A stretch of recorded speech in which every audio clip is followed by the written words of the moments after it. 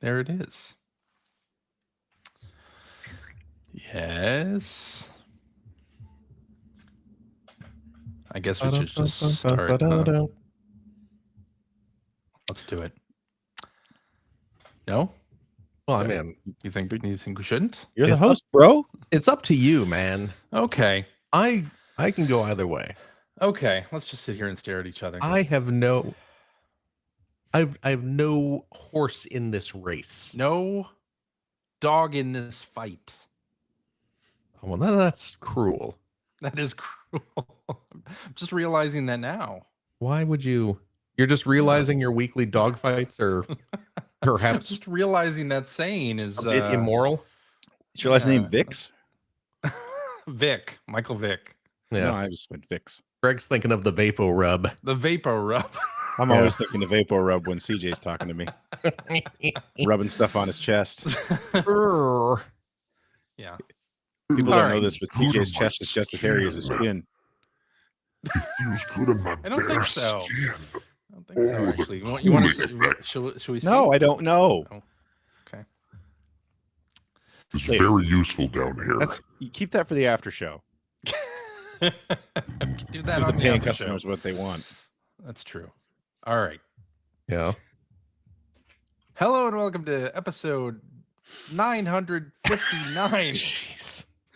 CJ's a little steamy. For Tuesday, April 15th, Oh, lordy. 2025. I'm your host, Chris Johnston. With me, as always, from Canada, Mr. Greg Seward. Yellow. How's it going there, sir? It's getting pretty warm now. I guess so. Big boy. You had to get a hoodie. That's right. Keep warm up there. It's so cold. Yeah, it's still cold. It's still winter. In April. It's getting better, but yeah, like we had like a full snowfall earlier this week. What? Oh, yeah. Damn. Goodness. I mean, it was only on the ground for like a day, and then it melted, but it was still just like, man, this is dumb. Yep. Yes, indeed. And joining me from the great state of Washington, Mr. Phil Theobald. Hello. Hi. How are you? I mean, not great. Yeah. Really? Why? Well, because I kept asking you jerks to push back the recording of this, and you wouldn't, so I had to leave Coachella early and get back here so I could record. Coachella. No, I'm not. Yeah. And now here I am. I don't think so. So for a second there, you had me. I was going to look at Slack. Like, I did. I went to Slack immediately, and it's like, wait a minute. Did you ask us to push back the recording? yes, because I was at Coachella all weekend. Classic Phil pranks. Clearly. And so wait, what's the rest of this punchline? I'm not getting it. It won't be any funnier. what makes you think there's more to it? I'm irritated that I had to leave Coachella early. But Coachella is not nearby, right? Well, that's the point. I wanted it pushed back. Because I would have to travel from California. Well, which performer at Coachella were you looking forward to seeing? That we prevented you from seeing. Beyonce? That's a singer. That's right. That's somebody who makes music. Ariana Grande, right? That's another performer. Taylor Swift. Oh, she probably doesn't do Coachella. She's married to that football guy. She probably doesn't do Coachella. She's not married to the football guy. I think they got married at the Super Bowl. That was the big halftime show. That was the Super Bowl ring that he has, right? Yeah, it was a twofer. The whole Super Bowl thing was their wedding reception. See, this is exactly the reason why I start surfing Facebook almost immediately when we start the show. because you're a 70-year-old man, apparently. You two idiots can't get past the punchline. Yeah. Okay. Well, we're past it now. Okay. You happy? Yes. Thank goodness. Okay, how you doing, Phil? For real? I'm fine. Yeah, you're good. I'm fine. You know what? No, you know, I'm joking about the Coachellas. Talking about that, John Madden football. Are you watching something while we're watching something about John Madden football? Greg's watching something more interesting than us. That wouldn't be difficult. It's like having Ford back on the show. I know. We got someone more interested in football. I miss Greg Ford. Oh my goodness. I miss Greg Ford too. You know what I did see? What's that?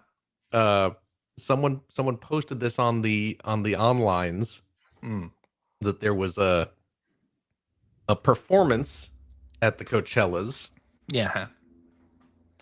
And it did momentarily make me wish that I was there. Okay. Because They Might Be Giants? Up on stage, no, I've seen They Might Be Giants plenty of times. Well, yeah. It doesn't mean you wouldn't want to see them again, but anyway. I mean, I can go see, They Might Be Giants tour frequent. I'm wearing a They Might Be Giants shirt as we speak. All the time. Yeah. Yeah, they're touring constantly. I could go see them in Seattle, I'm sure, this year sometime if I wanted this to. year. Yeah. But who was performing? Paul Williams. You know Paul Williams? Yeah. No. Greg doesn't, but Greg, you know his work. Among many other Muppet things. Movie, right? What's that? Muppet Movie? He did all the music in the Muppet Movie. I mean, that Moving right along. Okay. It's a classic song. Oh my God. I friggin' Muppet Movie, honestly, probably in my top 3 favorite movies of all time. Really? Oh, okay. I It's love a good the Muppet movie. Movie. It's not in my top 3, but I absolutely adore the Muppet Movie. It's a great movie. So you had Paul Williams, yes, up on stage with Weird Al Yankovic. Oh, this is getting okay. good. All right. Yep. With DJ Lance Rock. Don't know that either. Yo Gabba Gabba. And and all the Yo Gabba Gabba friends performing Rainbow Connection. Is there a YouTube video of that somewhere? I saw a little video clip of part of it. There's gotta be. Oh. And HR Puffin stuff was there too, but wow, whoa. You know, I'm not old enough. Who were going to Coachella even know what like half of that I was gonna is? say. Well, you know what? The grandparents used to talk about it, so I mean, Weird Al is still out there. Oh, Weird Al's timeless. Yeah. He's a perennial favorite. They did bring back recently Yo Gabba Gabba. They did on Apple TV. Yeah, and well, the new little girl who hosts it, was also up on stage. And I don't know if she's like, I don't know in the Yo Gabba canon. She's related to DJ Lance Rock. Is she like DJ Lance's daughter? I don't know. I think so. Is she? I don't know. Something. Like I don't know. I need to watch the new series. I kind of want to watch it. The only DJ Rock I know is EZ. Well, this is DJ Lance Rock. I've seen. I know. The old episodes so much because my daughter used to love. Yes, Finn was a big Yo Gabba Gabba fan. Yeah, which turned me into a big Yo Gabba Gabba fan. Phil was a big Yo Gabba Gabba fan. Yes. Yo Gabba Gabba is like the Wiggles if the Wiggles were awesome. Yeah. I used to have a thank you not to besmirch the Wiggles, sir. Too late. I used to have a there's a party in my tummy t-shirt. Well, there you go. See? And you had to get rid of that shirt once the party ended in your tummy? Once the party ended. Yeah. It was a Broby t-shirt. No. Oh yeah. Broby. Oh no. Am I saying the right person? Broby, the little green guy? Green. Yeah, green guy. Broby. Yeah. Okay. Yeah. Plex was the robot. Muno is the red one. Yeah. It's all coming back to me now, and Greg's watching more Madden stuff. Yeah, well, Greg's gonna be watching Madden stuff all day. We might as well just focus, Greg. Focus. Is this what you do on like Zoom calls for work? Your eyes are clearly like. Strangely enough, on Zoom calls at work, he's watching our previous Player One podcast, so we can remember. Trying to figure out what happened. Yeah, what were we talking about that show? I was too busy.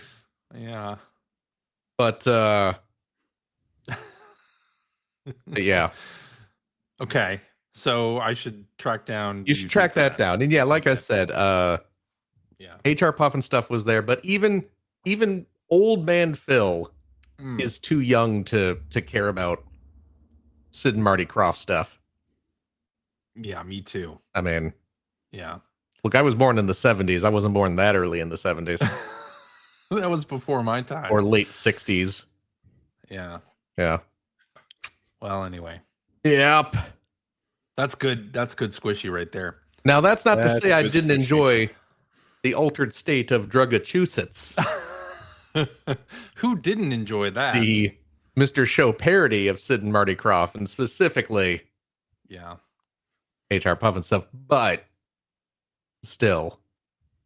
Yes. Anyway. Well, yeah. Got some video game news to talk about. Should we do that? Do we have any sodas to taste or candy?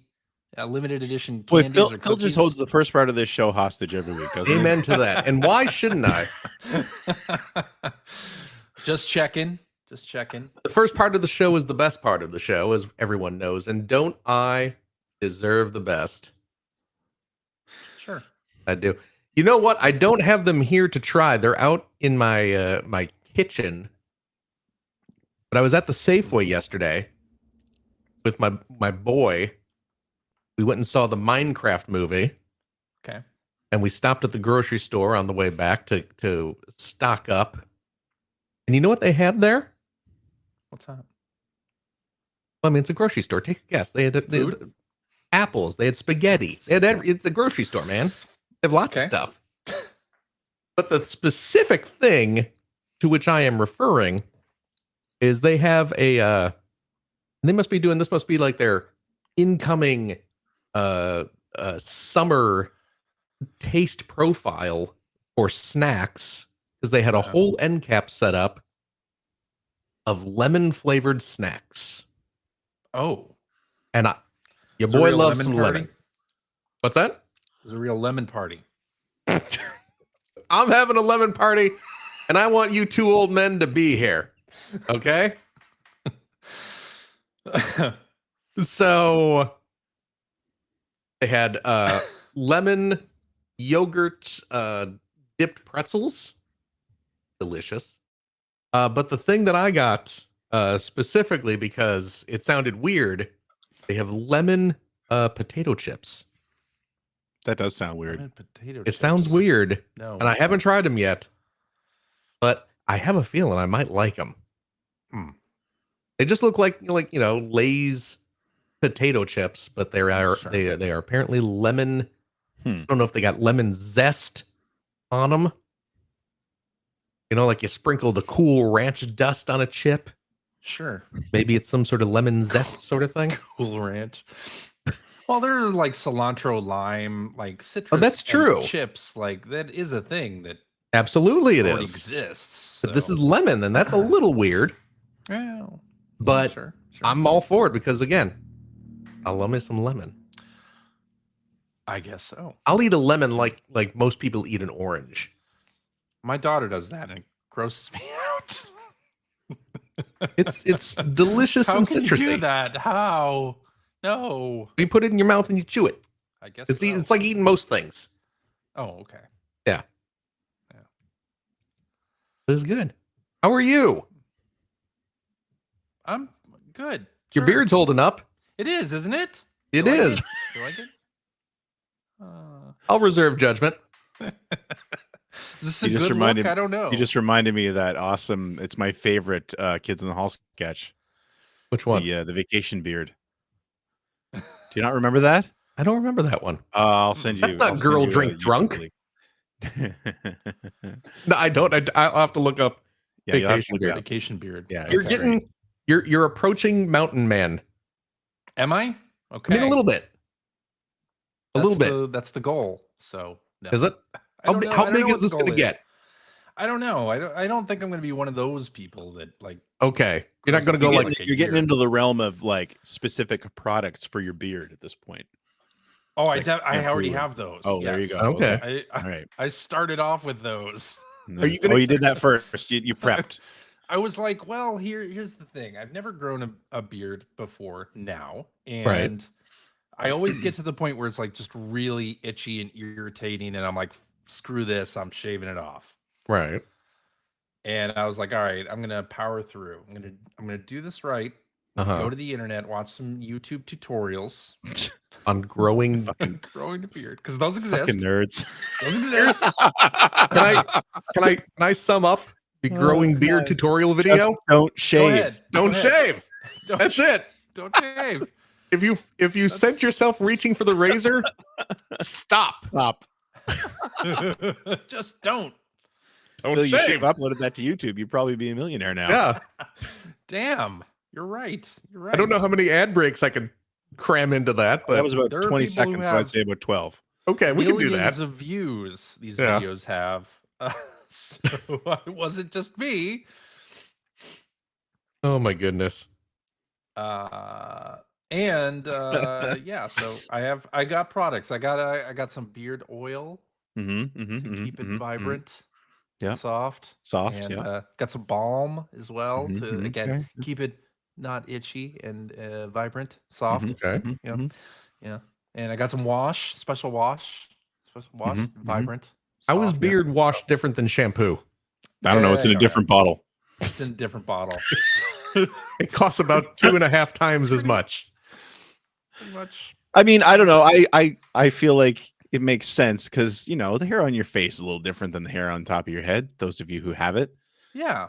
You know, it's more bristly and I'm not surprised it requires different kinds of maintenance. Okay.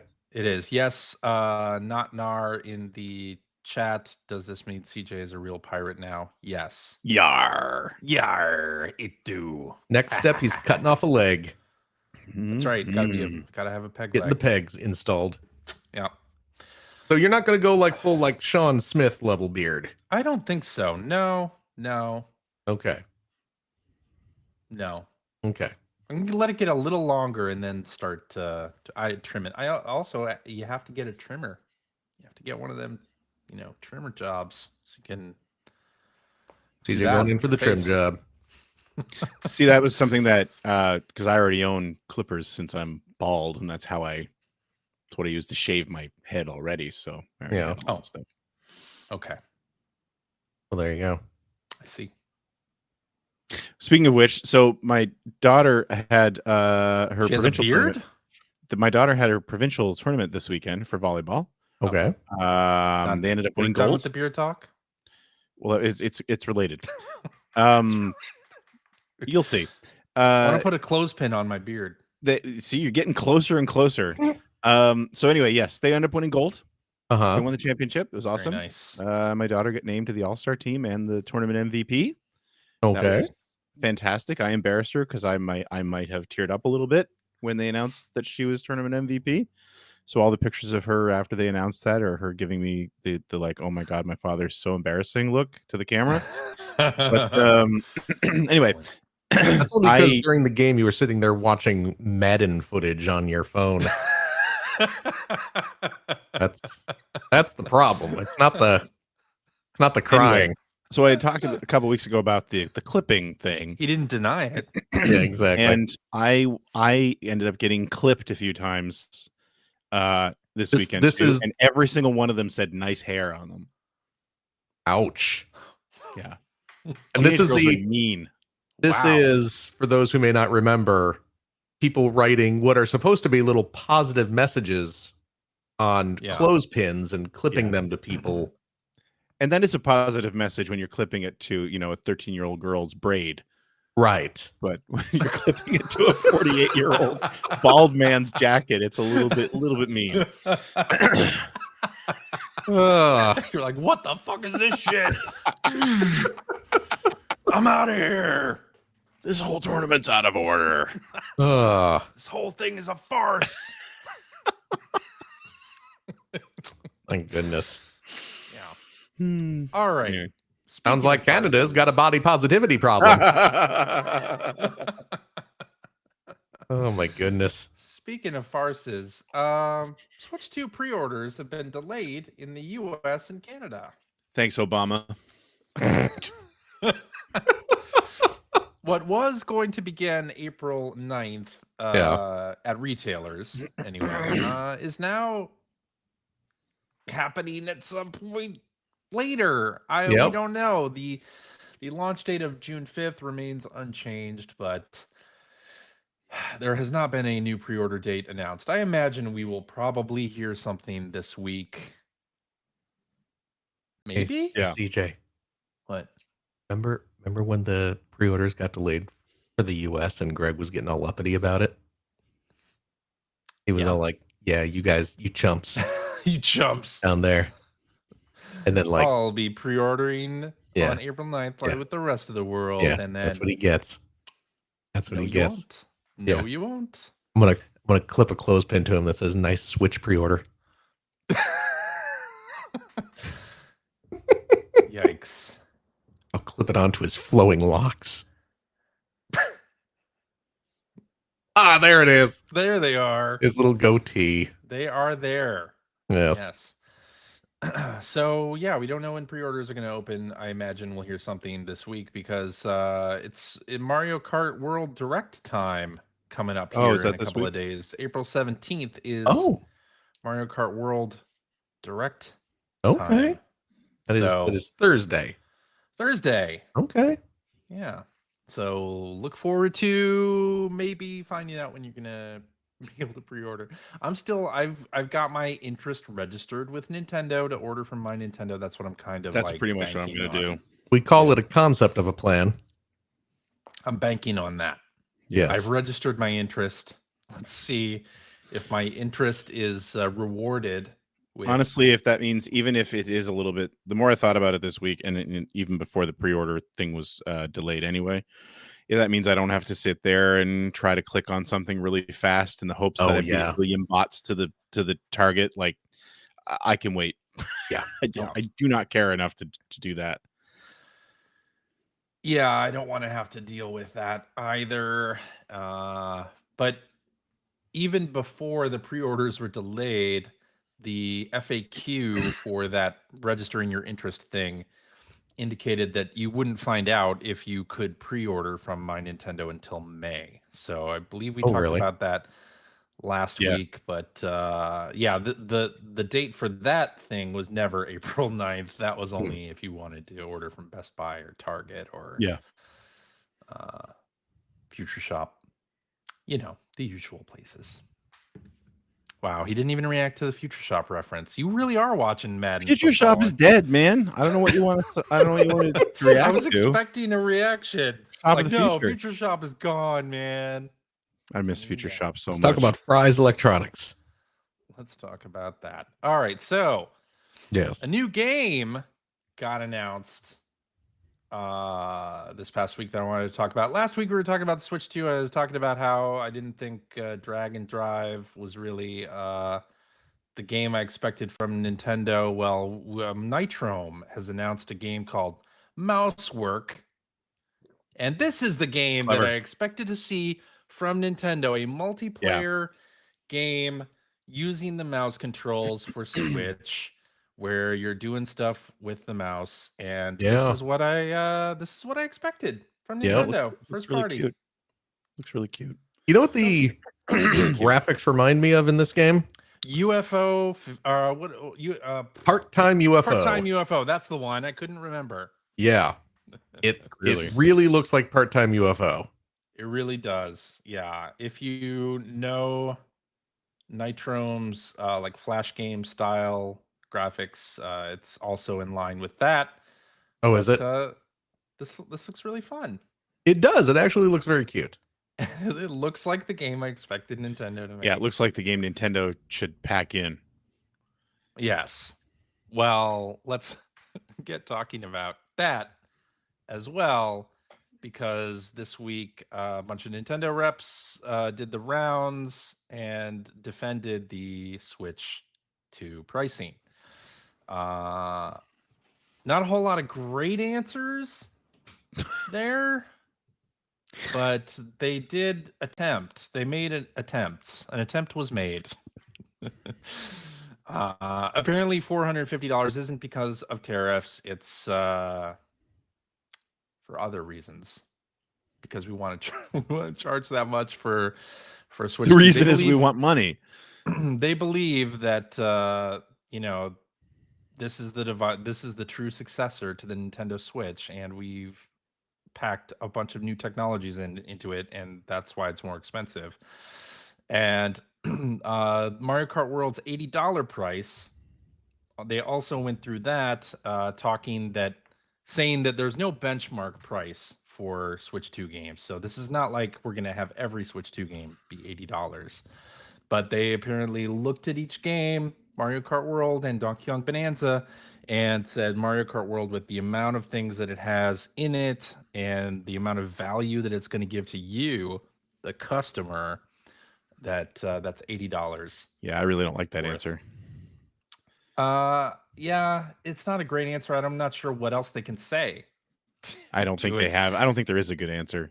There's not a good answer. They say that we'll find out more about what's in the game on April 17th for the Direct. So there's stuff apparently we don't know about. I don't know. We'll see. And of course,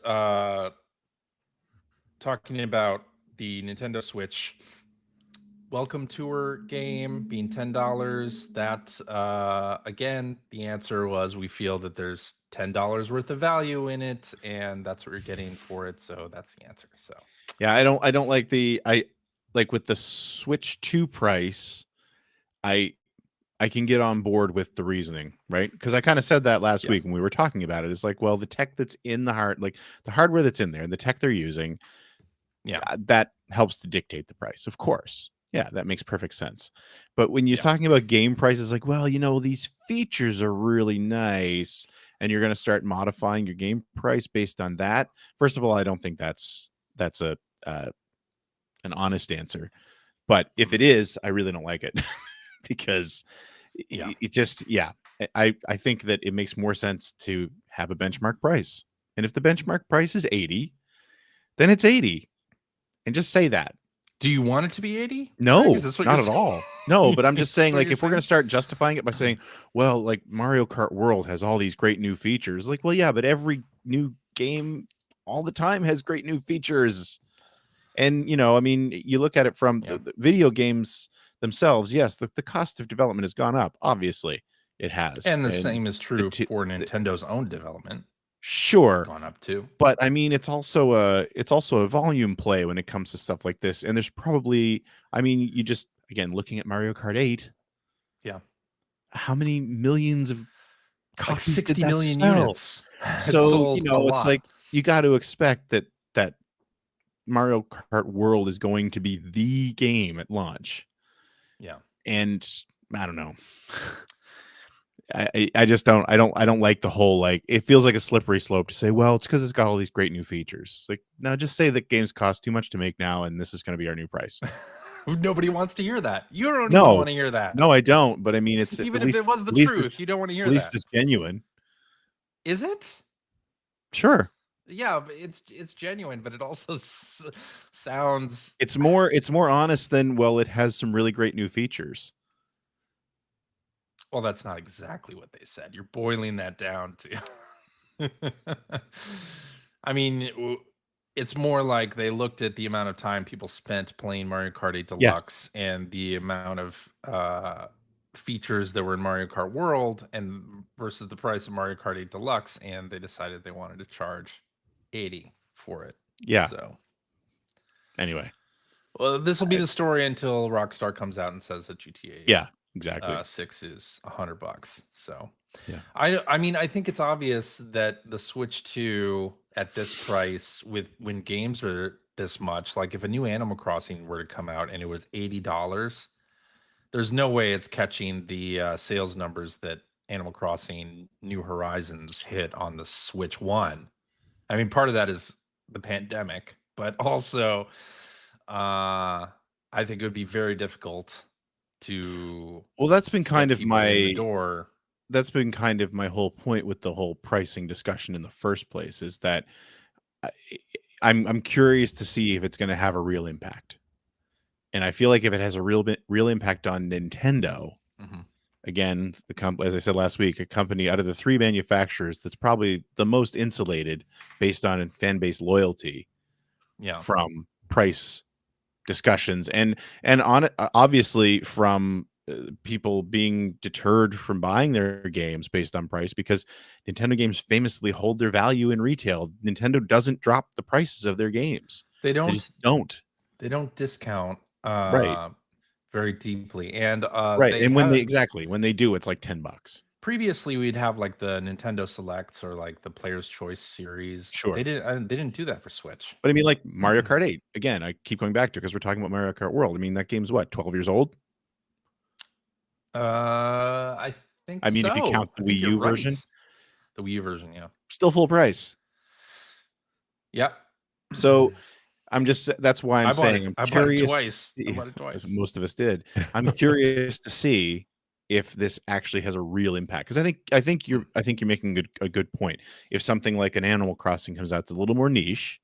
Yeah. Can it perform to the level of the previous Animal Crossing game? Now, that being at $80, said, I'm not sure. Is the Switch 2 going to perform as well as the Switch? Because the installed base is going to be potentially smaller, much smaller.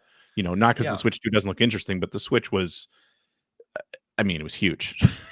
It was huge, and it was also the gaming platform of the pandemic. Right. Exactly. So that really skyrocketed the Switch to people who didn't play games before. Right. I'm wondering if Nintendo even thinks that the Switch 2 can possibly catch the Switch 1. It'll be interesting to see. I mean, you can use the Wii and the Wii U as a comparison, but the Wii U, I think, was such a confusing platform. The messaging anyway around the Wii U was so confusing that, you know, I don't think it's a fair comparison. Switch 2 makes way more sense. So, this, by the way, today, this was on the PlayStation blog. The price for PlayStation 5 is going up in Europe, Australia. Good. It was too cheap anyway. So the era of dropping the price of hardware officially over. Now it's more like we're going to raise the price in some regions. Yeah. Good stuff. Mm-hmm. Yeah. All right. Well, hey, some good news coming out of Nintendo. Yeah, let's talk about this. What do you mean? Go ahead. Why are you laughing? Go ahead. Why are you laughing suddenly? All right, I'll show it on stream. Yeah, we got some new Genesis games for NSO. It's eSWAT, Streets of Rage 1, eSWAT, Thunderblade. These are early Genesis games, and we were talking on Slack, and there was some surprise that Streets of Rage 1 wasn't already on NSO. Well, I mean, I think it makes sense, because I mean, Streets of Rage 2 wasn't. I mean, that was a launch game for Genesis games on NSO, because you want to put your best foot forward, obviously. Yeah. So I mean, of course, you're going to put Streets of Rage 2 on there, right? Much like Sonic the Hedgehog 2 was the Sonic game at launch and Phantasy Star 4. Like, so yeah. I mean, it makes sense that stuff didn't come out. Anyway, yeah. So that makes what? I'm just looking at the release list. That's 6 Genesis games on NSO since June 2023. Oh, buckle up. Yeah. Well, do you think with Switch 2 they'll add Dreamcast or Saturn? I think with Switch 2, I mean, I guess the good part is that, you know, since it's not Virtual Console where we were buying all our games before, they're not just going to erase everything and go back to zero again. That'll be nice. True. Yeah. Thank goodness for that. So maybe by 2027 we'll have 3 more Genesis games. Genesis games that are not on NSO that you really are looking forward to? There are a ton of Genesis games. I don't think Sonic 1's on there yet. I don't think Sonic 1's on there yet either. I mean, I don't pay attention. The only reason I even know this is because I was curious when I saw that 3 new games came out. I was like, wow, boy, I don't think it's been that long since the last ones came out. And then I look, oh wait, no, it was 6 months ago. Yeah. And then before that, it was over a year. It's so, the drip feed is so stupid at this point. I mean, yes, Yeah. there's probably a ton of Genesis games that I would love to see on there, but I don't even know what's on there on that. And add some Sega that CD service stuff anymore. too. That'd be great. Yeah, that'd be easy to do actually, but I would think if they got a working Genesis emulator anyway. I mean, they do have some good stuff on there. They have some interesting stuff on there, like the Wily Wars and Alicia Dragoon, and there are some really interesting sort of not super top of mind games on there.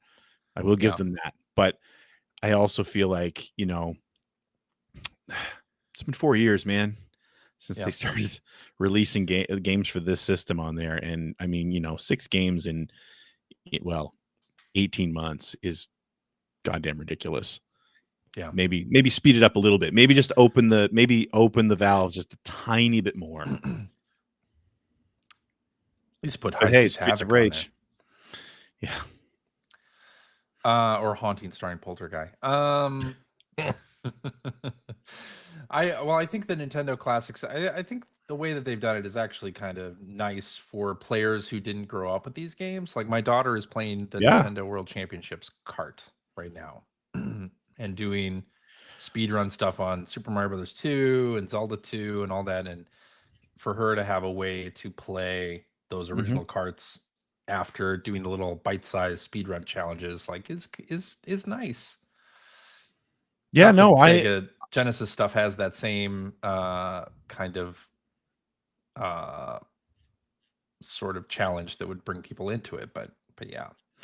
No, I the premise, the whole idea of it is great, and I've always loved the Virtual Console, and I loved especially on the Wii when they were starting to really expand Dig out into the getting like TurboGrafx and and I mean, I think for the most part, especially when you look at their NES stuff and Famicom stuff on NSO, they do have some really great games in there that you don't quite expect, especially speaking as players who grew up on this stuff.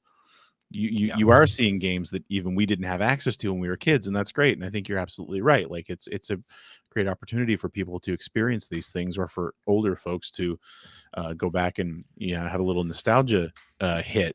But I mean, I've always hated the drip feeding is just insane to me. Yeah. I mean, like, and you look at, I'm looking at the NES and Famicom releases, and like we got some in February 2024, and then we got some games in July in 2024, and then we got one game in December of 2024, and that was the last one. That was Tetris, right? Like, what's going on? Yeah, they're drip feeding them. But Nintendo, if you're hearing this, Phantasy Star Online episodes 1 and 2 for GameCube, put that out. I realized I was talking with Helvita Shunden on while we were playing mini golf this weekend, and realized the GameCube version of that has split screen play. So they wouldn't even have to turn the servers back on. You could just use NSO and play it split screen. That would be so perfect, and I would love that. So Nintendo, do it. Anyway, let's talk about this. Today, as we're speaking, The Last of Us on HBO season 2 has premiered. Oh, as of like 11 minutes ago, it went live. As of 11 minutes ago. Well, I mean, they like to match their premieres with our show. Naturally. It's wrestling and The Last of Us. Yeah. Yeah. So before that happened, it got renewed for a 3rd season. Yep. So there will be a season 3. Apparently season 2 does not, at least I think so, cover the entirety of The Last of Us Part 2 video game. Pretty big story. I think it's a pretty long game. I think they kind of said that a while ago, right? I think so. Yeah. Yeah. So we're for sure getting the rest of that story at the very least. And at the same time, Sony, not Nintendo, I almost said Nintendo there, released The Last of Us Complete Bundle. Oh, right. As a digital bundle. And then the physical version of that comes out later this summer. But I guess if you watch the show and haven't played the games, now's the time to hop in. I would think so. Yeah, they are great games, and they are worth playing. So, and the last story here that I have on our list is Marathon, coming out September or not September. Yeah, September 23rd. There it is. So Bungie's new game announced and release date confirmed. It's a multiplayer extraction shooter.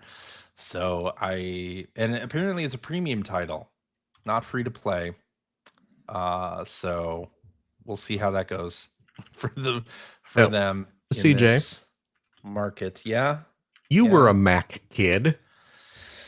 I was a Mac kid. I was never a marathon kid. I was never actually you didn't play this back in the day? I was never a gaming on Mac. I see. Really? Well, I guess I played Doom and Doom 2 on the Mac. Oh wow. And Duke Nukem 3D, but I never played Marathon. Okay. Yeah. Because that was like the thing, wasn't it? That was the Mac exclusive game. Yeah. So I never played the original Marathon. I remember playing it when it was released on 360 on the arcade. Yeah, it came out on Xbox 360, and then did it really? I couldn't play that version because it was really smooth. It was weird. Like it moved all wrong. It was very smooth. Like that kind of like motion smoothing sort of thing going on with it. I don't know if that's how it played on the original Mac, but it felt weird. I assumed CJ would never play it just because of the way it moved. Right. I did attempt to play. I downloaded, I think, a demo of it. Okay. And attempted to play it and had to turn it off after about a minute. Ooh. Because I knew that it was going to make me vomit. So very unnatural feeling to it. That early on. Yeah. So, but hey, let's see what Bungie. I like on the PlayStation blog. I don't know if you saw this. They here, let me share this on stream.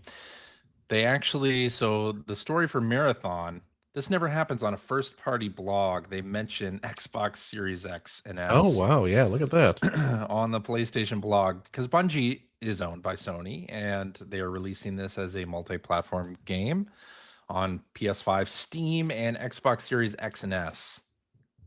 So no Switch 2 yet, but kind of funny to see the word Xbox on the PlayStation blog. That is a little weird. Yeah. Alrighty. Let's get into what you've been playing, since we didn't do that last week. Oh, right. If you'll remember. I finished some video games. Oh, yeah? Crazy. Finished Wander Stop.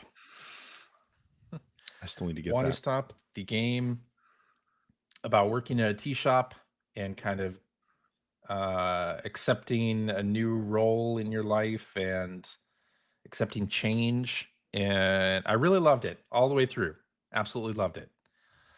It's a great video game. I don't want to spoil anything about it, but lots of just really fun text in there, a lot of fun dialogue. I really love the humor of it, and the graphics are great, and this is going to be on my game of the year list. Wow. Right. Most definitely. Way to give away the store there. Sorry. Also on my game of the year list, Pirate Yakuza in Hawaii. No, surprising nobody. I finished that as well this week. And wow, what an ending. What a really fun last and final chapter of that game. A lot of unexpected things happening. Yeah. Musical number.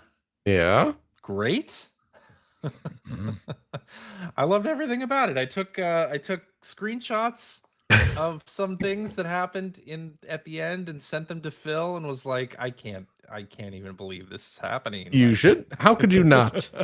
It's so over the top and awesome. That's what that's all about. It is. Yeah. It's a very good game. It is a very good game. I'm still wondering where they go next. Yeah. Like, what is the play for the Yakuza series after this? Like, what other ground can they possibly break? Yeah. So, I'll be looking forward to it. The soundtrack for that, I'm assuming it's on Spotify. It's definitely up on Apple Music. So if you want to relive any of the The shanties. The shanties or the song over the end credits. Ooh, yeah. Which is it's great. My daughter was watching me play a little bit, and then she like went away and came back downstairs right at the end credits and looked at it and was like, what is going on? Can I give a little ending spoiler? Go ahead. Can I give? I'm spoiling a little bit of the ending of Pirate Yacht, fast folks. Forward So, a little bit if you. do you know how full my heart became when Ichiban showed up? Yeah. Oh my goodness. Yeah. Ichiban I was so happy. I was Although so delighted. Ichiban was with me the entire time. He was on the ship. Yeah, but you know, as a DLC guest. Yeah, I mean, my crew. Yes. Ichiban was my first mate throughout the entire game, but you know, he's not really, you know. Not really. That was just a skin. But him showing up at the end as part of the framing device and like just hanging out with Majima now. They're all friends. And I'm so delighted. I'm there for it. I was so happy. Absolutely. Oh my gosh. I also played a little bit of the WIldgate beta. So WIldgate is a multiplayer game by Moonshot Studios, and they're a bunch of ex-Blizzard people. And this is basically Sea of Thieves in space. It is a 1v4 game where you and a crew of 4 pilot a spaceship and then try to recover an artifact and then escape with it through the WIldgate, the titular WIldgate. And there are 2 win conditions. You can get the artifact and escape through the gate, or you can just destroy all the ships on the server, the other 4 ships, and be victorious that way. Which I like. I like games that have multiplayer games where you can be the winner multiple different ways. I like that. So, but yeah, it's very Sea of Thieves like. It's very beautiful looking. It's got that Blizzard polish, like just in terms of gameplay and control and interface and everything. It's really great. Played a little bit of it, played through the tutorial and a couple of games online. I'm really looking forward to this game. It's PvPvE, but because it's kind of heavy on the PvP, I'm not sure if it'll replace Sea of Thieves for me. But Sea of Thieves in space, the idea of that is awesome to me. So it's right up there with Void Crew is getting an update. Void Crew is PvE focused, so no other players to defeat, and that one very similar to Sea of Thieves in space. Also love that. I love this idea that more and more companies are like creating games that use the tools not rules idea that Sea of Thieves has, where you have like multiple ways to win and they give you the equipment to just like create these crazy scenarios that happen during the game, emergent gameplay as it were. And I just love that. So WIldgate, take a look at that. They were doing a special preview this past weekend. They're going to do more of those, and then the game comes out later this year. Very excited about that. And then I also played Blueprints. Me too. Oh. Blueprints, the game that everybody is talking about on your Blue Skies, on your threads, on your social media networks. Probably you heard about it. And it's available on Game Pass and PS Plus. So you really have no excuse to just go download it. And this was pitched as kind of like a Outer Wilds / Obra Dinn / Myst like video game, like a graphic adventure puzzle game where you're going to want to bring a notebook and write some things down, and it's real like cerebral stuff. And I was like, okay, I might be into that. I'm going to be honest.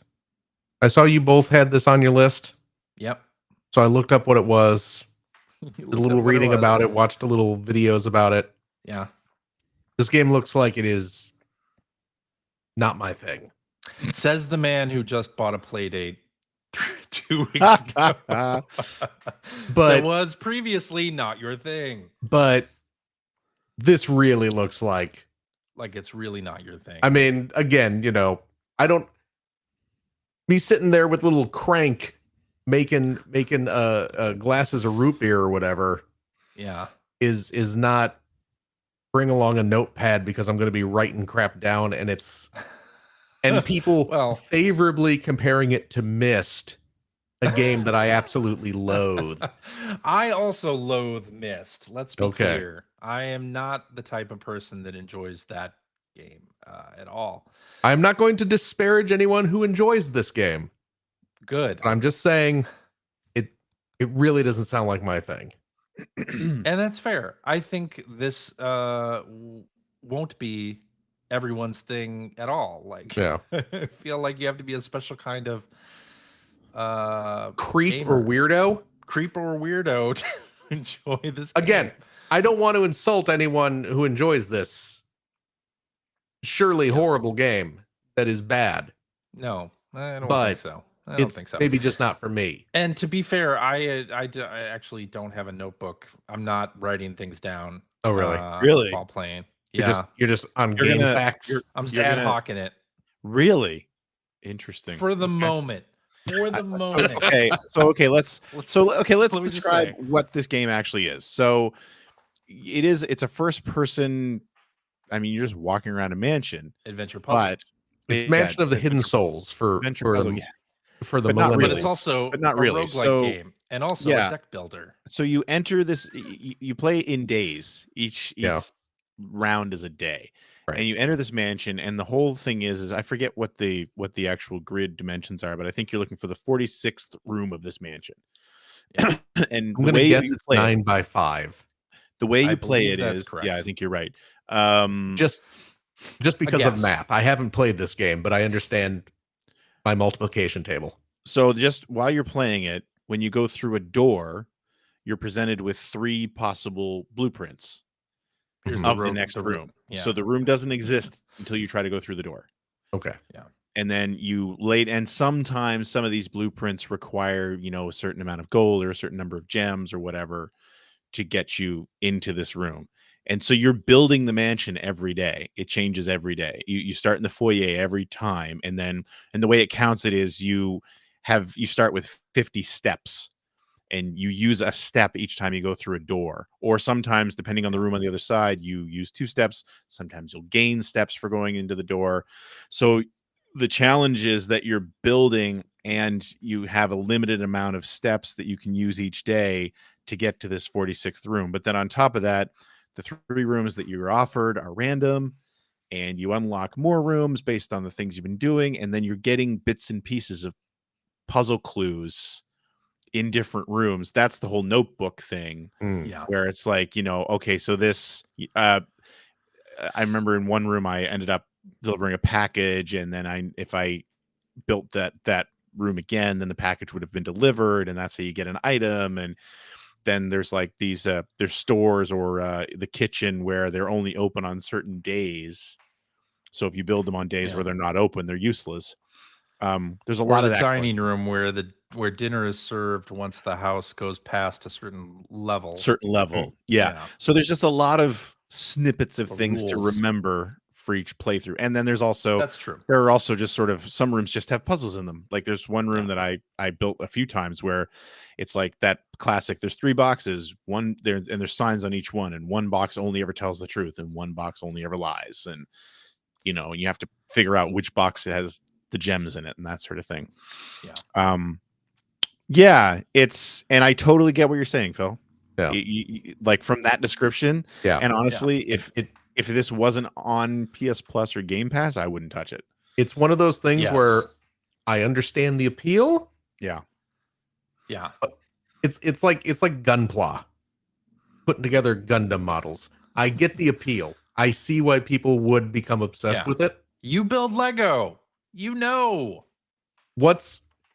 Have you ever tried putting together like a Gundam model, CJ? No, I have not. Attempt that, and then put together a Lego set, and you tell me that there's no difference between those two things. Because there is I think he was saying more of the desire to build something. Yes, that's exactly what I was saying. But But again, I love Lego.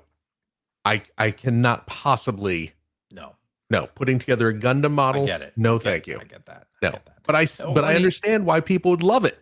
And for about the first, so playing it initially, going through like the first day or two, because once you run out of, once you can't progress, which happens a lot. Well, it happens to me a lot. And this is when you run out of steps for the day. No, or you can build yourself into a corner. You build yourself into a corner or you might have only locked doors.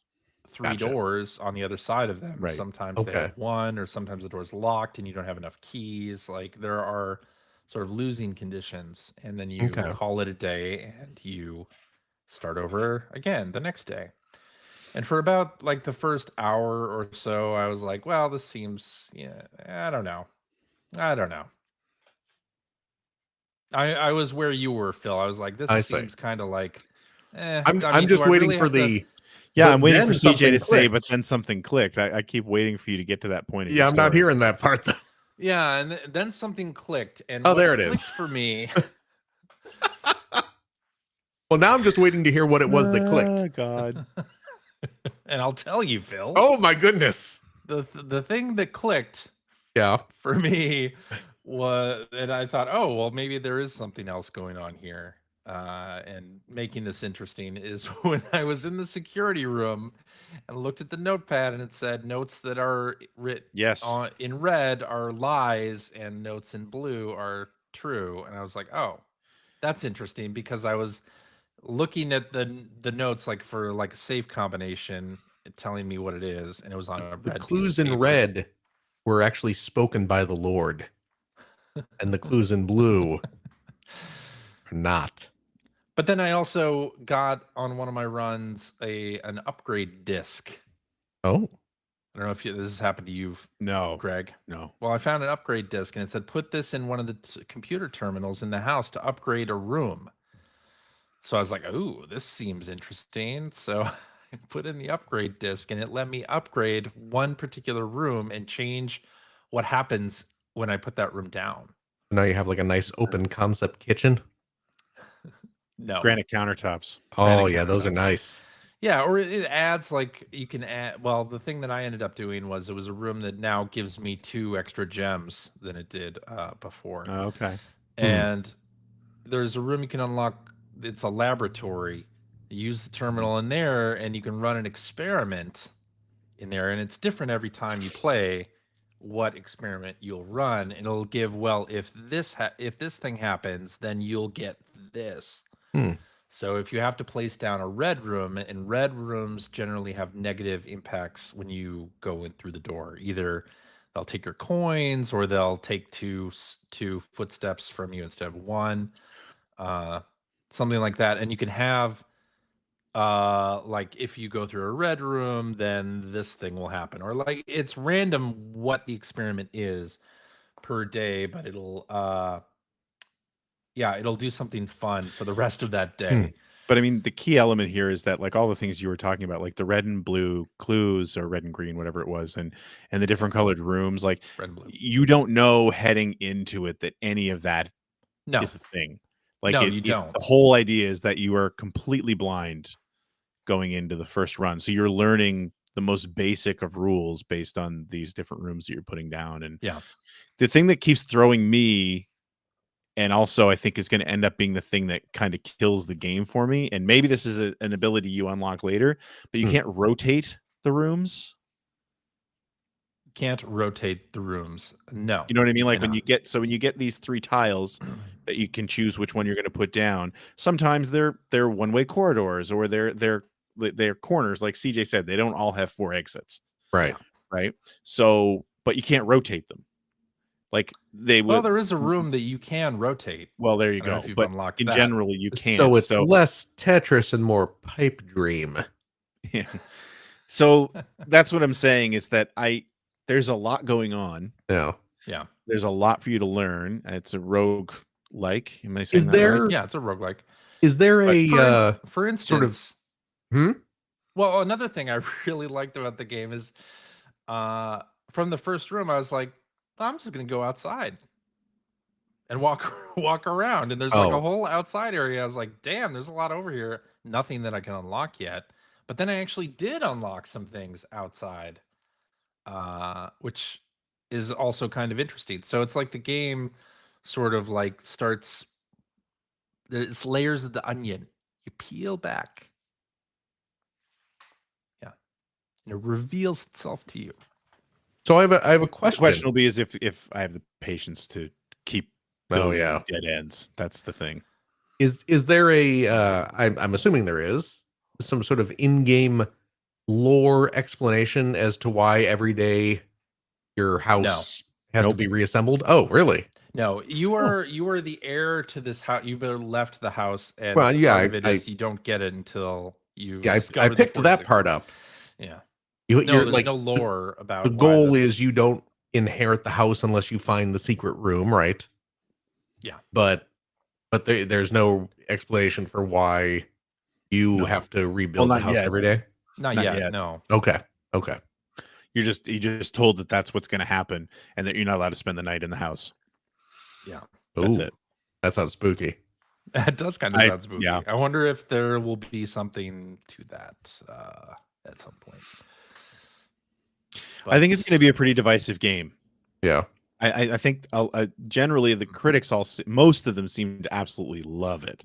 Right. Yeah. Although there have been a few dissenting reviews written as well, but I think it's definitely going to be like you're going to get a lot of people like, I get this, but I don't like it. Right. Yeah. So we'll see. I think the thing that I like the most about it is that sense of discovery of like, well, what if I just leave the house? Or, hey, I just got the garage as a room and I'm tapping this thing that's red. Nothing's happening. It must be the opener. So if I get the breaker box room that will power the garage door, what happens then? Right. Or, oh, there's car keys in the gymnasium. I can use this to get into the car that's in the garage. And like all of these sort of like connections that you make in aha moments. One of them was that I had not found the metal detector until fairly late. Maybe like you're way further in this game than I am. 6 or 7. And when I found the metal detector and it started beeping, I was like, oh, the little icon comes up on the screen and it starts beeping. Like, what is it telling me to do? And apparently there were keys and coins and all sorts of things that I was just missing that were on the floor of this mansion. In part because the art style is such that a lot of those elements can just blend into the floor. So I'm sure that I was missing a lot of things. But I wonder, were you? Or do they just appear because you have the metal detector now? Oh, yeah. Well, I don't know. That could be. It could be. I wasn't looking for things before, so on the floor. I was looking for things on tables and where you put things. Where you put things, not on the floor. What are we, savages? This is a mansion. Clearly, you've never met my children. Who puts car keys on the floor? I mean, seriously. But I'm surprisingly enjoying it, and I'm just kind of going through it, not caring about having to reset the days. I'm on day 13 now, and not writing anything down, not really like I think you're crazy doing any of that stuff yet to see how far I can get without doing that stuff. So we'll see how that goes, but I'm enjoying it. And that's all I've been playing. So, Greg, what do you got for us? I've been playing Blueprints. Been playing more Silent Hill 2. I've gotten to the prison, which I don't know if you guys know Silent Hill 2 very well, but yeah, I'm told that I'm past halfway at this point. So I don't have a whole lot more to say about it, but I really want to finish it because now there are other games coming out that I also want to play. So that game's too scary. Yeah. No, one thing that I will say is that they I'm waiting for the story to kind of coalesce in this game, because you meet a bunch of different characters. Well, I'm saying a bunch, like 4 or 5, who seem blissfully, I don't know, they're aware yet unaware of, they move through the world pretty easily. And I don't, because I'm constantly being attacked by things, and and having to solve puzzles, and it just feels really, they feel really disconnected to the world. I'm guessing that's on purpose, and I haven't had it explained why just yet. But I'm kind of waiting for it to get explained at this point, because I keep running across them, and I want there to be some kind of, again, even some kind of link between them and the world, or them and each other. So it's not that I'm disliking it. It's just that every time I get a scene with one of them, they're good, but I'm like, it just feels like it gets weirder and weirder, and I'm waiting for it to mean something. But I mean, the game's still great. I'm still really enjoying it. Blueprints. Yeah, I guess so. Maybe Blueprints is a secret Silent Hill game. But I doubt it. Also have been playing lately, just because I fired up my analog pocket and decided to play some Mario Golf on the Game Boy Color. And I'm here to tell you, boy, does that game hold up. Oh, yeah? Man, it's still so good. It's so simple. Like, it's very, very, very simple, which is what I like about it. It's just like a really sort of RPG light game where you just play golf. It's very similar to, I think, probably like NES Open from the old Nintendo back in the day.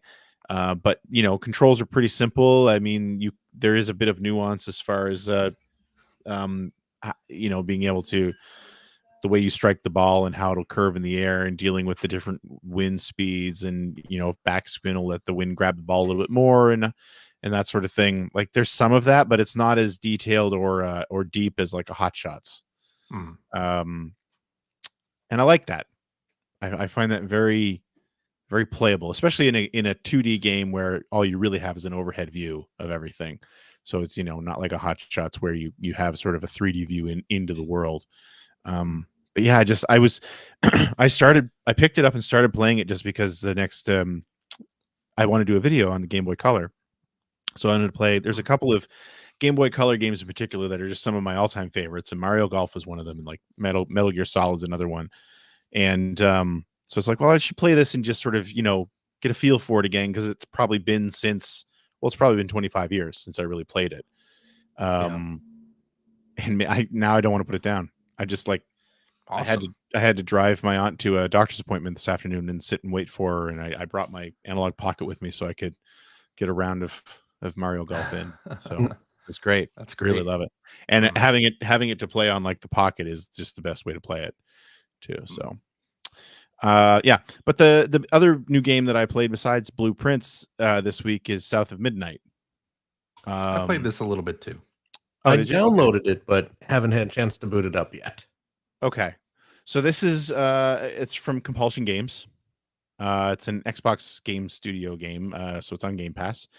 Compulsion did is it Contact? Was it Contact? Yes. That, and then also I forget what their other one was. What was the name of that game? We Happy Few. We Happy Few, that's the one. Which I've not played much of, although my son has played a lot of it, and I've watched him play a lot of it. And I always find, like, when I watch him play it, I'm always sort of really find it very interesting. So anyway, I was pretty excited to play South of Midnight because I like the premise of it. It's very, the narrative is really all about Southern folklore. It takes place in the American South, where you play as this character named Hazel, who she's a weaver. I mean, that's just her magic, I guess, is the way to put it. These weavers can weave threads of magic. A magical mender of broken bonds and spirits. There you go. So she kind of discovers that this is who she is. And it starts off where you're in the middle of, I don't think it says what town. It's a fictional town in the deep south that's sort of torn apart by a hurricane, and they live in this her and her mom live in this really interesting structure where I think it's just a trailer like you'd find in a trailer park, but it's up on stilts right next to a river that, of course, in a hurricane is overflowing, and the house is ripped away and flows down this river, and her mom is still in the house, and it kind of just kicks off this whole story where it's almost like a Wonderland type thing, but set in the deep south.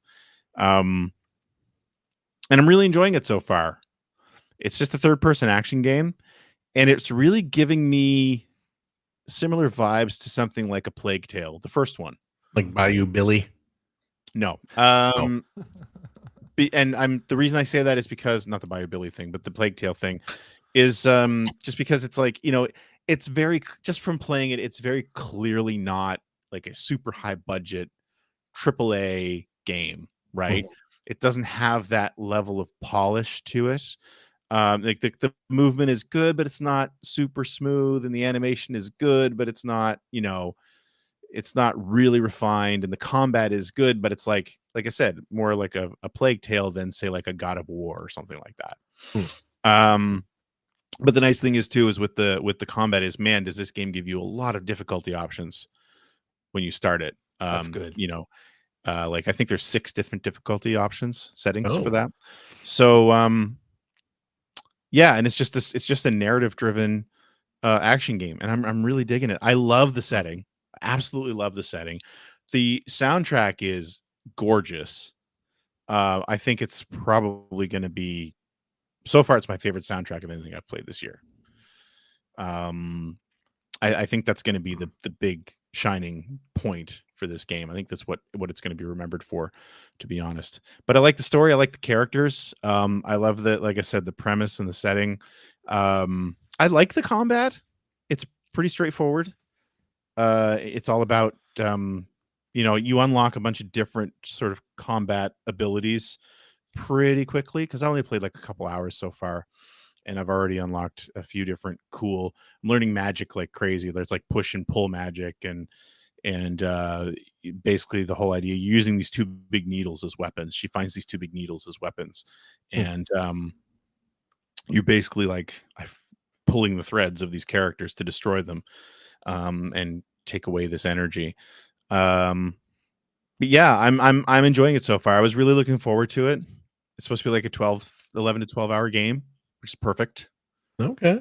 For me, you can, like I said, if you don't want to deal with a lot of combat or the heavy combat, you can set that way down so you can just kind of enjoy the story.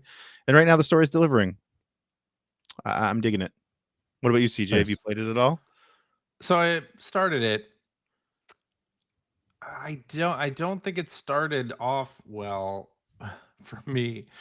I mean, the story I think is good. Like, and what I'd seen of it before in trailers looks good, but the idea that, okay, a hurricane is bearing down on you and you're packing for something. I guess you're just gonna like get out. But then you walk over to your neighbors' houses for some reason while your house gets blown They explain into that the in river. the story. I know, but I just didn't. I was like, this seems so trite. And then the main character, Hazel, to me anyway, wasn't freaking out as much as I thought she should. You know what? I will agree with that. I had the exact same Like- thought when I was playing it, and it's like, because I bought into, so when her house gets swept down the river, it leads into a sort of a standard, like, well, we got to chase this thing. So she's running Yes. down the side of the river, and then she crosses over, and at one Yes. point she gets, like, the house gets stuck, and she sees her mother, and she jumps onto the roof, but then it gets pulled away again, and like, I could buy into it because they go to great lengths in the opening cinema to call out the fact that Hazel is a track athlete. Like I think she's a sprinter or something like that. So she's athletic, right? So she's running, jumping, and all this is great. That that fits. That But was yeah, fine. I'm with you. It's like the whole anytime she speaks in that opening scene, she's like, I better go after the house. Just talking very calmly about what has just happened. And it was very off-putting, took me right out of the game, quite honestly. And another thing I didn't like about the opening was it does these platforming sections, which are fine, but it's doing the Uncharted sort of or Assassin's Creed, like walk, grab a ledge and like shimmy your way across on a bridge that seemed to me like she could have just jumped over. Like it didn't feel like some of the platforming sections were akin to that thing I hate in Star Fox Adventures, where to go in the shop you had to climb a ladder, run 5 feet, drop down, and then like climb another thing. And it was just like, why are these platform challenges to go 5 feet? Why is this like so convoluted? And I know that bridge made perfect sense. You're in the beginning of the game. They're teaching you how to do this stuff. Fine. No, there's more to it than that, though. There's more to it than that in that moment. I thought, like, to me, your house is getting washed into a river and it's floating downstream. This is the time where I don't want to just like learn platforming mechanics. Like, I want there to be some sense of urgency. And then you shimmy through this graveyard in the beginning of the game, and she sees her father's mausoleum, and she stops. It has a little dialogue scene, and again, the tone like is not freak out. It's like, "Hey, Dad, I'm sorry you're dead, and we're not here to witness her house getting like swept away by the river." And I was just like, I am torn out of this game because she's not thinking, like she's having this inner monologue, not thinking, oh, also my mother just got washed down the river. Let me go to grandma's house, my stuck up grandma's house, and maybe she'll know how to call the cops or help, ? And I was just like, this doesn't feel real to me at all. Like, I love the idea this is sort of like she gets blown into the southern folklore tales and things. Like, I wanted that to start already, but there was this, I don't know, it just like did not grab me at the beginning. It had started. I know. Did you not notice what was happening in the distance when you were climbing across the bridge? Yes, okay. yes. I noticed those things. I noticed the little piece that she broke at the neighbor's house. I noticed like all these things. Okay. But I was like, Hazel is not freaking out to the level that I would have liked. She's talking extremely calmly about her mother potentially dying or drowning and everything in that house being washed away. And I was just like, this is not, I can't buy it. It didn't have my buy-in. And I'm sorry about that because I want to like this game. Like, I think it looks interesting. I think the gameplay seems interesting. So where did you get to? The initial combat. I got to the initial combat encounters and was like, I really don't like this. I think with the combat, what they did wrong with the initial combat was they were drip feeding your abilities to you. So they make you get into a fight where you don't really have any abilities. All the abilities. They don't even teach you about lock on until like the second or third wave in that fight. Because as I was playing, the first thing I was thinking was, God, I wish I had like Z targeting or something. I instinctively hit the right trigger or the right stick in, and it was lock on. Oh, did you? Okay. I had to learn I knew that before they taught it to me. And then like the thing is that like if you travel like down the path to the next fight, like before you get there, you're gonna learn some magic. So like now if you hit a certain button, she can push them away. Or she can bind them, or she can pull them toward her, like eventually that, or even she also gets a jump attack where you jump and then you hit the button again and she'll slam down and there'll be a little bit of a radius attack. You get that stuff fast, but they put you into battle before you've learned literally any of it. And yes, I totally get that. So I just don't think it like started off on the right foot and it did not win me over in those moments. So should I continue trying to love it? I'm not sure. Like with games I that would are give on it another Game Pass, 20 minutes. Okay, with games that are on Game Pass or PS Plus, they don't have a lot of time to interest me. And the only reason I played Blueprints for as long as I have is because so many people on social media were talking it up. Otherwise, I would have put it away almost immediately. But that's the double-edged sword of these services, right? Yeah. Because it is. I mean, South of Midnight is another one. The reason I was excited about it is because I knew I could play it for free. Yeah, it either grabs you or it doesn't. Yeah, I mean, I like the premise. I don't like the premise enough to go out and spend like $70 to $100 on it and take a chance on it. And Blueprints, like I said, I would never even consider playing it if I had to pay for it.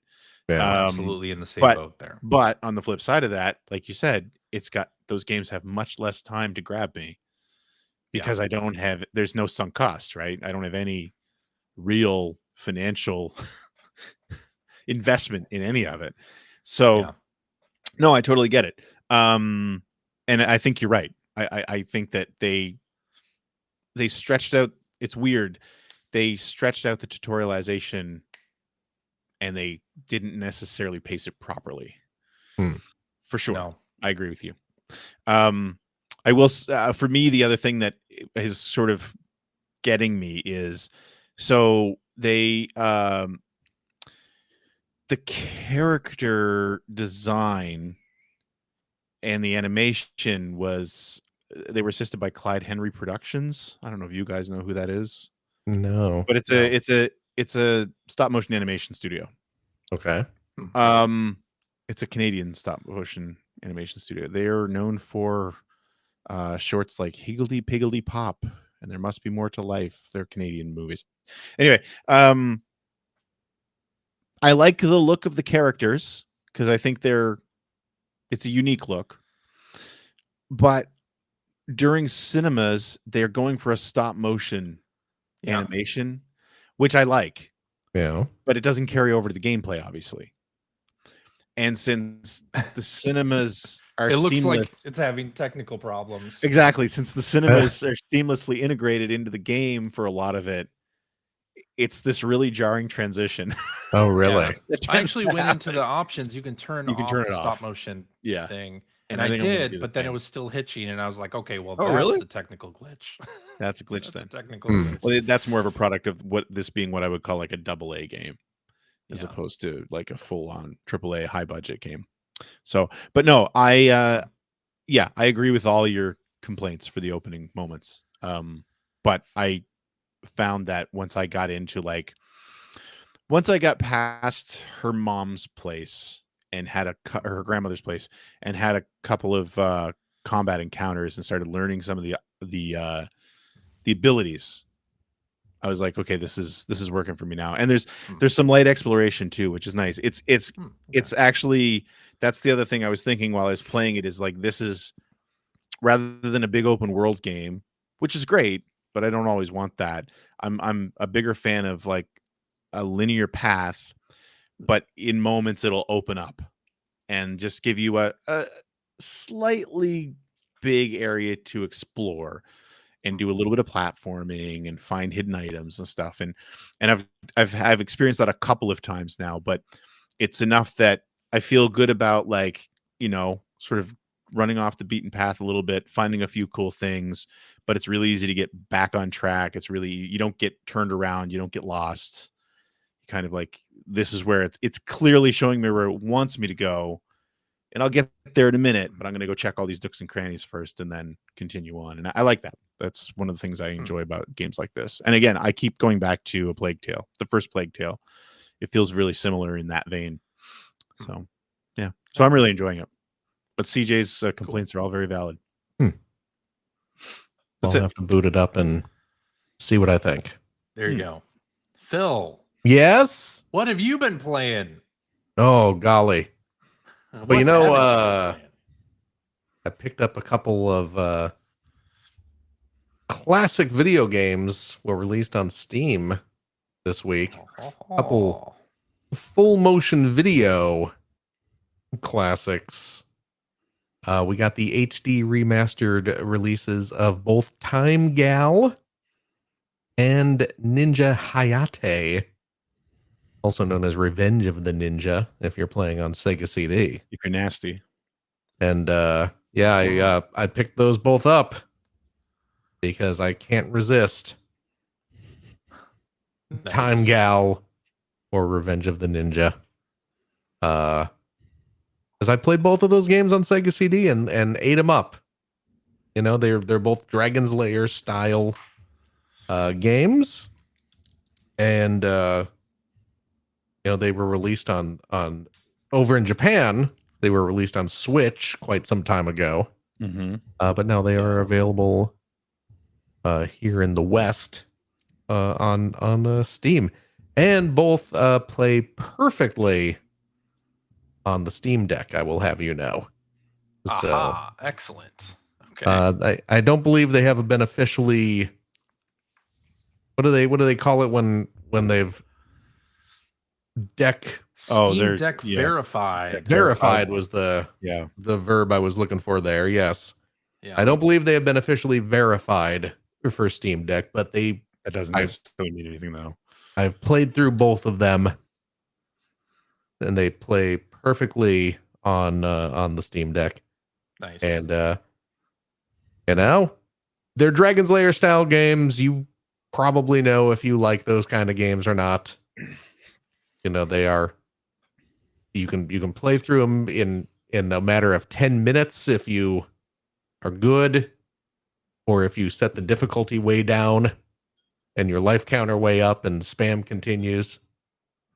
But I am a sucker for those kind of games, especially when they have amusing animation in them. Definitely. You know what I found amusing replaying through Ninja Hayate again. Obviously both games crib their gameplay from Dragon's Lair. But Ninja Hayate, like, flat out steals like whole scenes. like there are bits like, you're sneaking into like this ninja castle, and there are scenes that mimic like the first couple of scenes of Dragon's Lair when Dirk is going into the castle and some of the obstacles that he faces. There's a whole segment where you are on these, you're wearing like water walking shoes, those kind of like round wooden shoes that ninjas would use to scuttle along the surface of the water. There's a whole sequence where you're doing that plays out exactly like the scene in Dragon's Lair when you're in the barrel going down the river, like dodging the whirlpools and stuff like that. Just like 1-to-1 recreations, basically, which I did not remember that at all. I did not either, but I was taken aback at just how blatantly they were cribbing off of some of the story beats, scenarios in Dragon's Lair, but it's very amusing.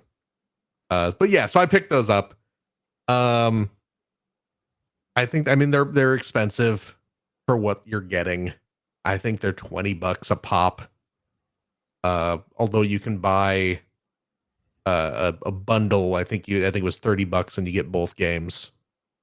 So I did that, of course. So if you're in the mood for some old school Laserdisc arcade action, Steam's got you covered.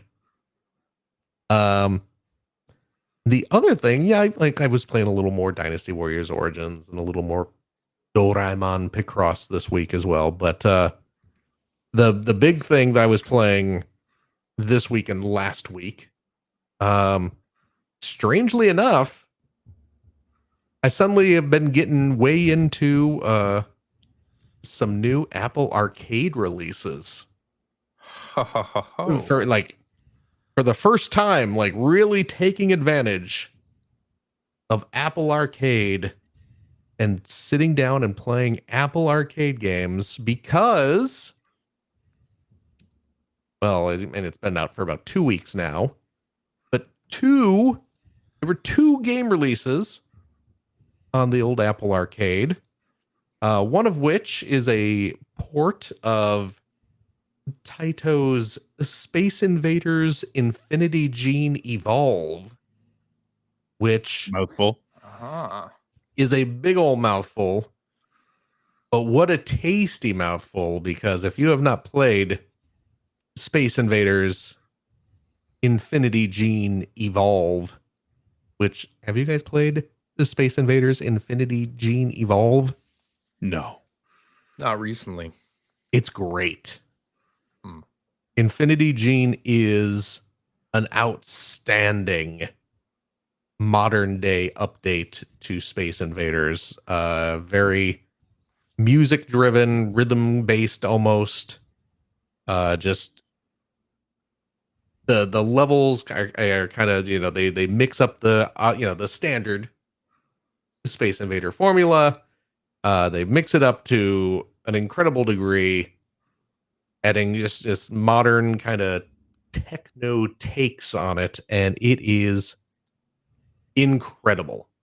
I was so delighted to see this back, so I didn't pick it up. It's Apple Arcade, so it's free.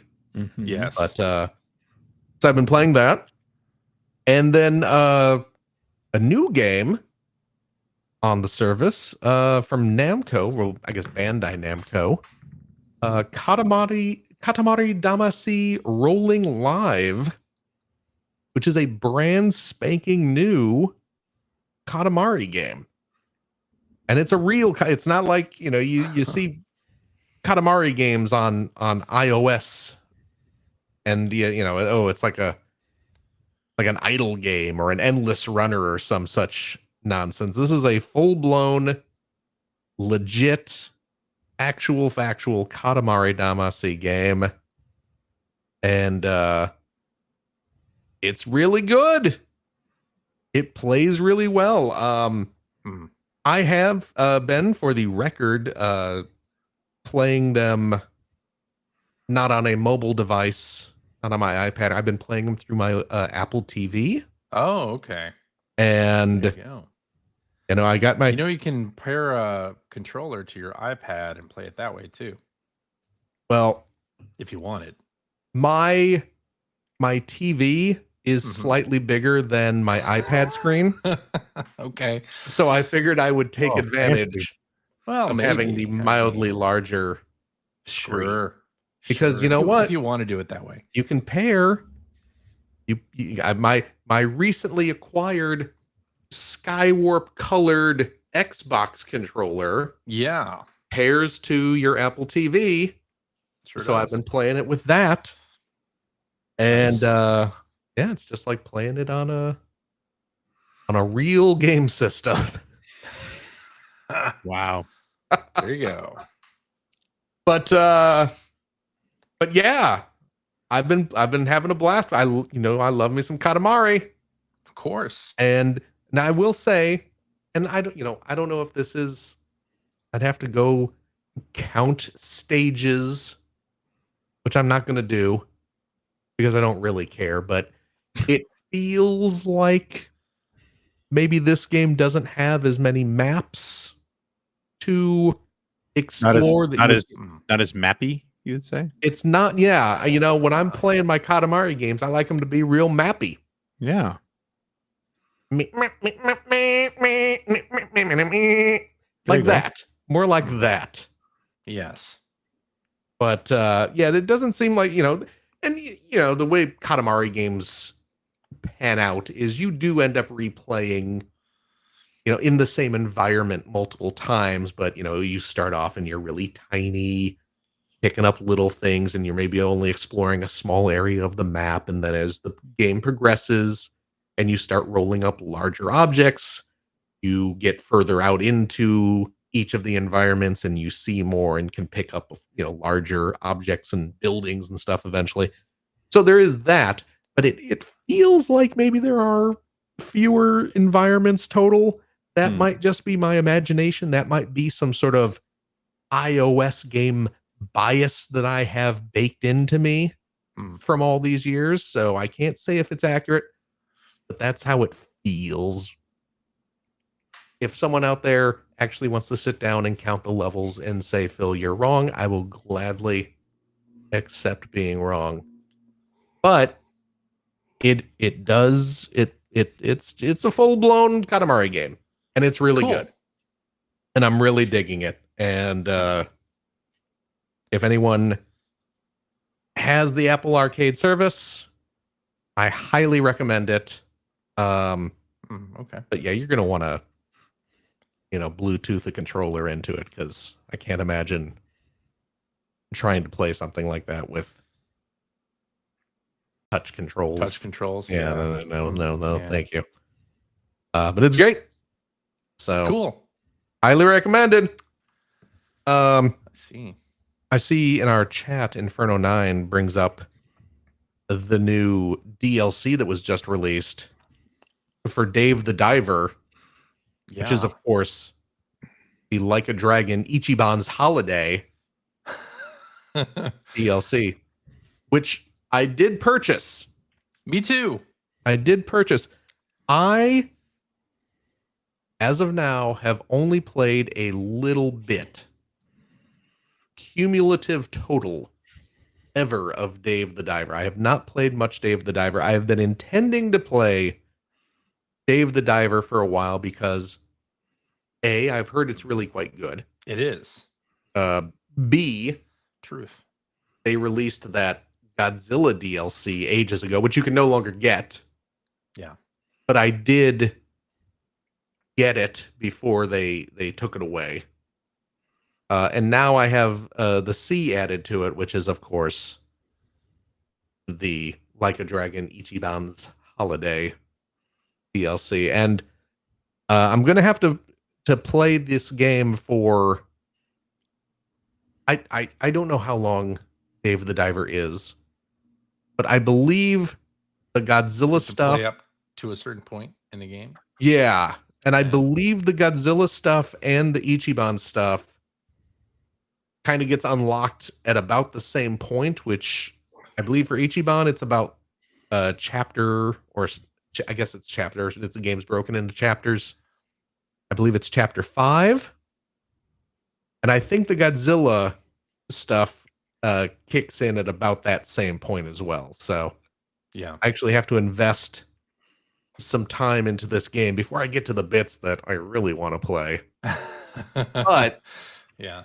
But I'm gonna do it. So it's there, and yeah, Inferno 9 points out Ichiban is. I think you have till October to purchase this DLC. Yep. I don't know why they're doing a limited time. I mean, I don't know. I understand why they did it for Godzilla, because Toho is really weird with its licensing. Yeah. They'll put stuff up for a very small window, and then they take it away because they're weird. That's the world we live in right now. Well, they certainly got you to buy it though right away. They did through the. It's only going to be available for a limited time. I was going to buy it anyway. I don't know why that's true. I don't know why the Ichiban stuff is limited. I don't either. Yeah. Yeah, it seems weird because Sega's not. I mean, Sega can be weird. Isn't a TV license or anything like that, or media right license. I think the Dredge DLC is still up. It is. Yeah, you can still get the Dredge DLC.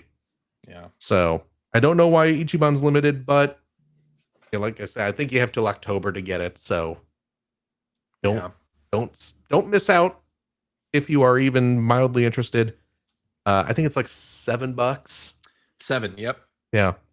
You can probably get it a little cheaper on for Steam if you look around on like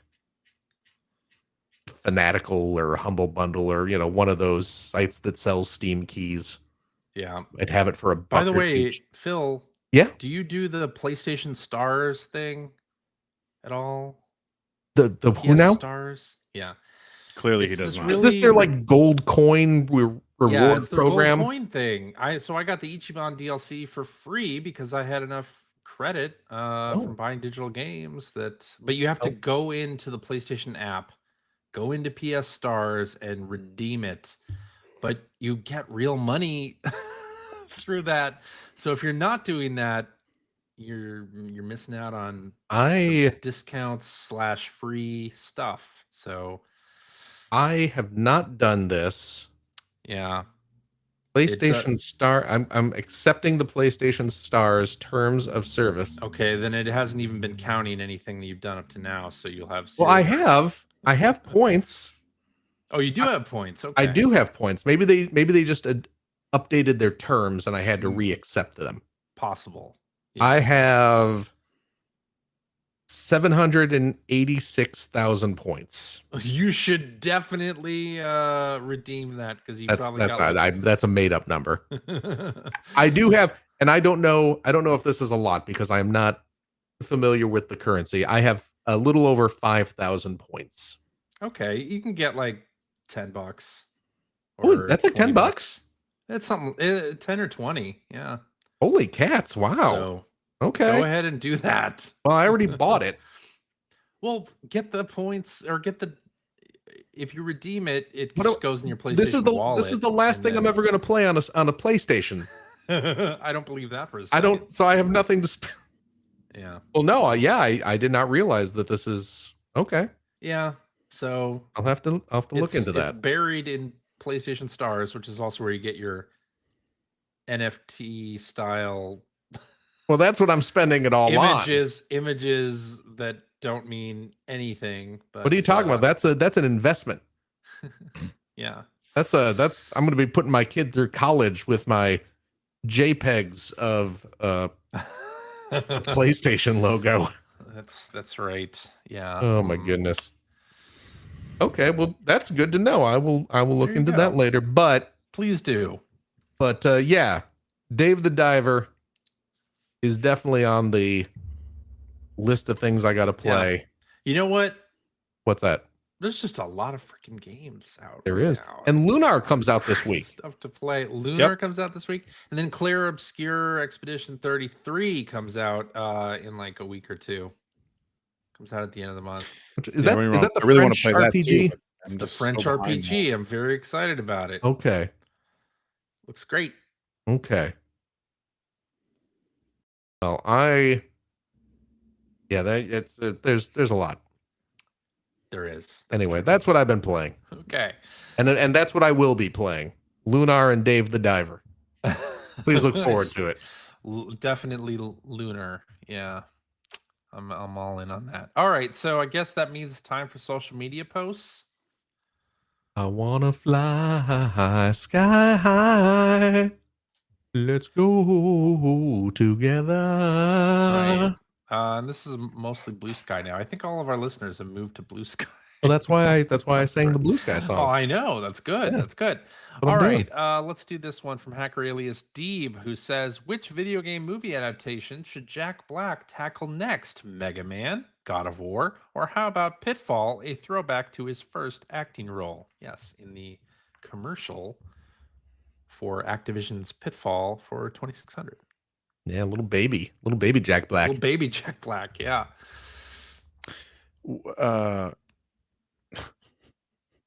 It took me a while to sort of grab onto what was happening there. I was like, did he do a video game adaptation? Yeah. Recently? Super Mario Brothers movie? Bowser. And I forgot all about that. Minecraft? He's Steve. He's okay. The Flint and Steel. That's the whole thing. Greg. He loves crushing loaf.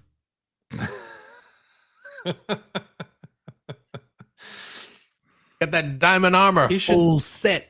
He's coming in hot. Be Ganondorf in The Legend of Zelda. There you go. Or he should be that guy that Beetle. Yeah, Beetle. Beetle in the Zelda movie. Oh my goodness. When Finn and I went to see Minecraft movie yesterday, he'd already seen it. He and his buddies went and saw it. You just trashed the theater on your way. Well, that's out? the thing, you know. Obviously, have you seen all this, Greg? No, I don't see the TikTok. The internet kids, because that movie's getting memed a lot. Everyone's yelling out "chicken jacket," you know, they're all going nuts. Yeah. And of course, escalation comes into play. So you see people on the TikToks, and you get kids in the theater going nuts. So when memeable scenes happen, specifically the chicken jockey scene, which is disrespectful because that's a very serious moment of the movie, and I think you lose a lot of the storyline if you're not paying attention to the subtle nuances of the chicken jockey. But there have been incidents where the kids go nuts and start throwing their popcorn and throwing their soda and good, trashing causing the theater, causing chaos. Yeah. Now, Finn explained when him and his friends went and saw it, which was like on opening weekend. They did trash the theater. No, they didn't. They did not. My son is he waited to see it with you to trash the theater. Exactly, because he knew. It's like Phil was like, "Son, don't you want to be cool? I'm going to buy you some extra popcorn, Finn. We're going to do this. And if the cops show up, we're going to bolt." No, there was no chaos at his theater. Okay. When we went and saw it yesterday, when there was the "I Am Steve" he recited it along, which I'm like, that's fine. I'm totally fine with that. But at the chicken jockey scene, dead silence. And I was like, obviously I don't want people throwing stuff. Sure. But, yell out chicken jockey. Why not? Sure. Sure. But also, Jack Black should be Mr. Resetti in the Animal Crossing movie. Or Tom Nook. He could be Tom Nook also. I think CJ's got all this figured out. Yeah. He should just be every role in the Animal Crossing movie. Clearly. Yeah. Why not? You know what? Why not? Let me tell you one more story about this Minecraft movie. Okay. This is what a good kid my kid is. Okay. Greg gets to brag about his kid for sports stuff. Do it. So we get to the movie. He wants popcorn. He wants a medium popcorn. I buy him a medium popcorn. Comes in the popcorn bag. At the theater, they load up that bag. There's a lot of overfill in the bag. So we get into the theater. We sit down in our seats. He's sitting down. He's holding his popcorn. He's kind of adjusting himself in the seat. He drops the popcorn. Oh. It falls onto his lap. Oh. Now, not a lot spills out. Basically, the overfill is what spills out onto his lap and onto the ground. He picks it up and he's like, "Oh no, what do we do?" And I'm like, "Well, stand up, brush yourself off." And there's, so there's a little pile of popcorn on the ground. Mm-hmm. And the whole time, and before and even after the movie, he was distressed. He was like, "Oh, I feel so bad that I dropped this popcorn." And I kind of moved. I brushed it with my foot and kind of put it into a little pile off to the side so it wasn't scattered everywhere. Yeah. But he was like, I feel so bad. I don't want them to come in. They're going to have to clean this up. I don't want them to think I was doing chicken jockey throwing my popcorn. And I'm just like, you're okay. There's not enough on the ground that they're going to think you intentionally threw it. We put it in a nice, neat pile for him. Yeah. You're okay. But he was so concerned about not coming across like one of those TikTok jerks. And I was very, I was proud of him for being a thoughtful movie goer. I like it. Now, granted, we snuck into this theater. We did not pay for our tickets. There it is. But there it is. That's a victimless crime. That's right, just, we're seeing a movie for free. Well, clearly. We're not making, extra work. The way the director intended. Exactly. Oh man, the director actually did an interview and he was like, "Oh, I think it's great that everyone's yelling and throwing stuff in my movie. It should be like a party." And it's like, come on, dude. You go clean up the theater then. Yeah, you love it so much. No kidding. Yeah. Anyway. I think we've run over, so I think we're gonna stop. Oh, are we done? I think we might be done because we don't have any more interesting questions. We do, but we're getting towards. We got a quick one here. No. I'm sorry, we don't. Wow. I don't want to like shortchange people just because I we're running see. long. That's very considerate of you. That's right. Okay. Alrighty, and that is our show for this week. Thank you very much for listening. If you have a question for us or would like to comment on something, you already can direct that to @P1 Podcast on various social networks, definitely Blue Sky. Or you can go to our internet website, player1podcast.com. There you'll find our contact information. You'll find blog entries about Sega CD stuff from Mr. Gregory J. Seward. You'll find Generation 16 episodes there as well. And you'll find show notes and links to all the things that we talked about during this episode. And while you're there, why don't you click on that Discord link? Join us on Discord. There you can talk about this episode with us and our other listeners. Anime Prospector was coming out there at the I end. know. Just a little bit. We let you talk for another sentence or two. You would have been full blown. Ew, hey. Ooh. If you'd like to subscribe to the Player One Podcast, you can do so by visiting player1podcast.com or by loading up your favorite podcast listening app. We're also on Spotify. You can like us on Facebook. You can watch video archives of our show on the youtubes.com/P1 Podcast, or you can watch us live most weeks on the YouTubes, the Facebooks, the Twitch.televisions. Just follow us on Blue Sky.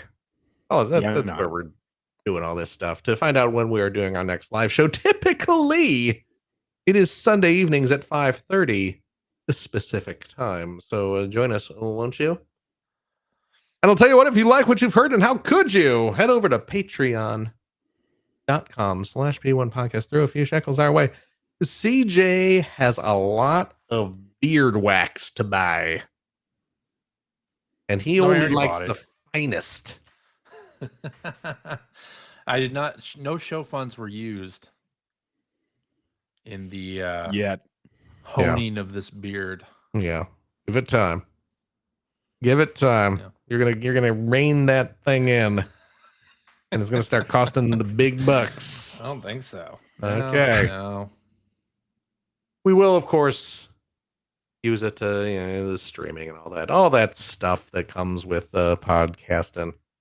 And I'll tell you what, friendos, if you are a Patreon supporter of the $5 tier, cheap, you gain special access to a weekly bonus episode we recorded right after this, where we play games, crack-wise, having fun doing all that stuff we can't do on the regular show. CJ? Yeah. Do we have a game this week? Phil, we do have a game this week. It is all an EGM review quiz, this time focusing on games that have received an average score of between 5.0 and 5.9, the real meaty part of that bell curve. Wow. And we are going to do that. Thank you to the EGM Digital Compendium for making this quiz. I was just going to say, I'm loading that up right now. No, you're not. I mean, I'm Stop. not. No, pretend I didn't tell you, because you're not supposed to know. This lets me cheat. No, not really. Not really. Oh, no. I'll find a way. Because guess what? A lot of games got between 5.0 and 5.9 average. I don't believe it for a second. Yeah. So is this a me against Greg? No. That's what it is. Okay. Yeah. Okay. Ready. Okay. You win, Phil. Well, we'll see what happens. Wait, real quick though, that EGM archive from the compendium Kickstarter. Yeah. It's great. It is great. They did such a good job with that. Yes. I'm so excited about that. So if anyone who is looking to relive some classic video game press history and you have not gotten access to this yet, go. I don't know what you like. If you didn't do the Kickstarter, you can still give them money, right? Something. I think you can. I have no idea. I think Probably. so. Oh, yeah. I'm sure they'll take your money. Oh, why wouldn't they? It's great though. It turned out the EGM archive turned out beautiful. It really so did. Yeah, if you don't have access to it yet, find a way to get it. Go give them some money to let you in, because it's worth it. It's real good.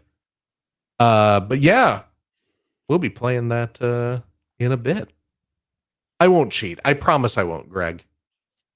Uh-huh. CJ, do you see that I'm winking at you? I do see that, Phil. The camera, Greg can't see that, right? Because I clicked on your name. He can't. So he can't see that, right? He's too tired. He's sleepy, Greg. Oh, yeah, that's right. True. He's too busy watching Madden. No, I've done that. If you have a couple bucks left over, why don't you go to patreon.com/Greg Seward to help support Greg's outstanding, and it is outstanding, web series about North America's favorite runner-up, the Sega Genesis. Thank you, Phil. And if you are a supporter of the $3 variety, wow, it sounds like the devil's got a bad internet connection tonight. What are you talking about? My internet connection is rock solid. You get access. No, sorry, you It's get early probably access your ears that are busted, Greg. to all my videos. Latest of which is all about the N64. Oh my goodness. That's not a Sega Genesis. No. Yes, America's favorite second runner-up.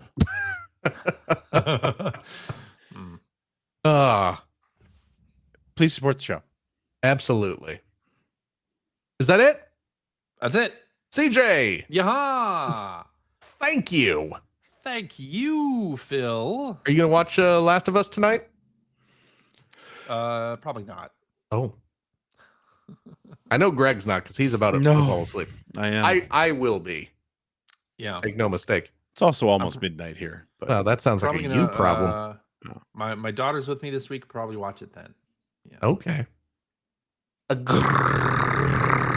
Gregory. yo, Thank you as well.